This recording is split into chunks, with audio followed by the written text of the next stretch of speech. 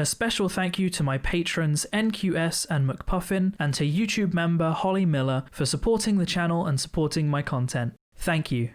How's it going, everybody, and welcome back to my channel. Blue here, and following the success of my first video on the Quest 2, I thought I would do another one because I'm all about that YouTube views and YouTube money. I made like £3. So today we are going to be looking at my top 5 Quest games that I think everybody should try at some point. If you're like me, you bought a Quest 2 and then realized, I have no games to play. So hopefully this video will help out with that. Hopefully you might find a couple of games that you've not even heard of before. The prices will vary from free to sort of mid-range games. There are no expensive VR games on there, mostly because I can't afford them. So some of the games also come from side quest, so that is something to note. If you don't know how to sideload games onto your Quest, there is a really good tutorial from a YouTuber called VR Oasis, who I will link in the description and maybe put a card up on screen. He explains it really well, and there's not really much point me doing yet another tutorial on this when there's already a really good tutorial like that.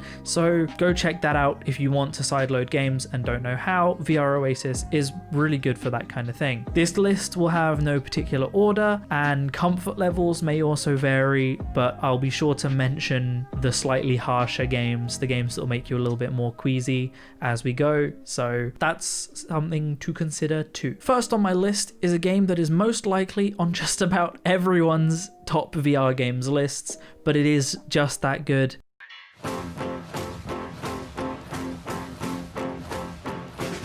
It's Beat Saber. I think everybody's heard of Beat Saber at this point. It's been around for a while. It's like one of the veteran VR games. But when it comes down to VR games, Beat Saber was already extremely fun to play on PC. But when you combine that with the freedom of the Quest and having no cable, it's kind of on another level. It's extremely addictive. It's extremely fun.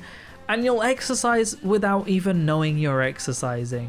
It's also worth adding that I am by no means a Beat Saber professional, but I'm not terrible at the game. I'm just also not very good at it. When you compare me to like the people that are amazing at the game, amazing I am not. You will just feel like a Jedi playing this game. Some songs will just make you feel like a Jedi. There's also a newly added multiplayer mode, which I have tried out. I played it with George, you all know George, but I don't have any footage of the multiplayer mode because I had already modded my Beat Saber by the time I decided to make this video, so I couldn't record any. This is something to consider. You do need to choose between the ability to play online or having custom songs, because if you add custom songs, you lose all online capability of the game. Currently, this might change in the future, however. Personally, I would rather have the freedom of having 30 odd extra custom songs than I would playing online anyway. Playing online's just not really my thing for a game like that, because there are just people that are way better than me and always win. So, you know, ups and downs. For £23, Beat Saber is the most pricey game on the list. However, £23 isn't a huge amount of money. However, the DLC for the game is a little bit pricey. Packs range from £5 to £10 each, which on top of the game starts to add up. So that is something to consider. However, the base game isn't too expensive at £23, and it is kind of a must-have for any VR library. So definitely try Beat Saber.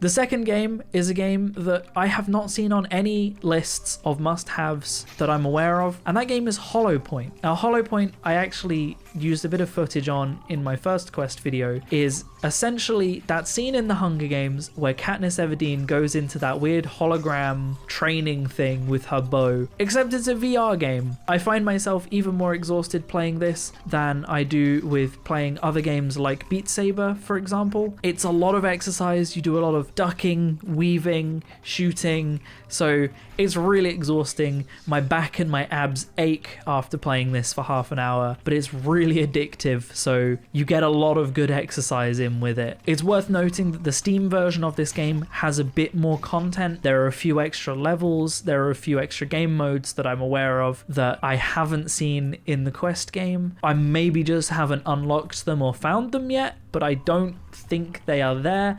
This is probably due to it being on the Quest, so they needed to limit the amount of stuff they could put on it. But currently there is only 1 level and 2 game modes, so it's a little bit sparse and could do with a bit more content. But for £10, you can't really go wrong with it. It's really fun, it's really addictive, and it makes you feel like Legolas. So also, I'm in the top 400 of players of the Quest version, which means I'm either good at it or there really aren't enough people playing the Quest version.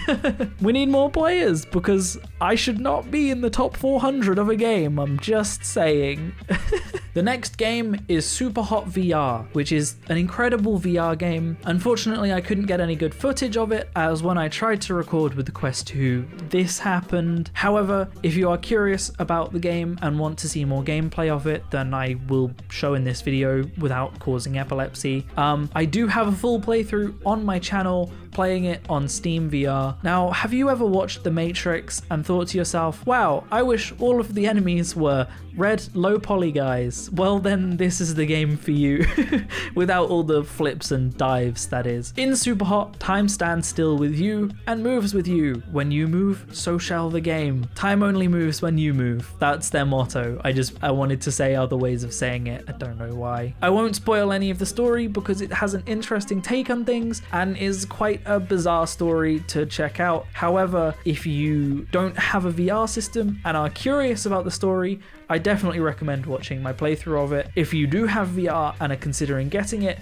maybe just watch like the first episode just to see what the kind of game is like. The first episode in my series is a little bit janky. I was still figuring out recording VR at that point, so forgive that. Now, SUPERHOT costs £20, so it's sort of the upper middle range of VR pricing. However, for £20, I do think you probably get a fair whack more content than you do for a lot of other VR games. You get a pretty good story plus an endless mode and a bunch of different like game modes, so it's definitely worth checking it out. It's a really fun game. It's one of the first VR games I ever played, and on the Quest without a cable, it's insanely good, so definitely check that out. The next game on my list is actually a game that you need to sideload onto your Quest, and it's completely free, and that is Hyperdash, which is essentially the Overwatch of virtual reality. That is, if everybody was playing a robot version of Tracer, and the only similarity to Overwatch was the fact that one of the game modes is a payload. It's kind of like Overwatch, kind of not. You wouldn't have thought that not only this game was free, but not an official game for the Oculus just by playing it, because this game is extremely well polished, it flows nicely, it plays nicely, it runs nicely, and it's free, and you have to get it on side quest. So it's amazing I don't get motion sick playing this game, because the movement is extremely fast paced and you never stand still. However, I don't get sick at all playing this game, which is kind of crazy really. But if you're completely new to VR,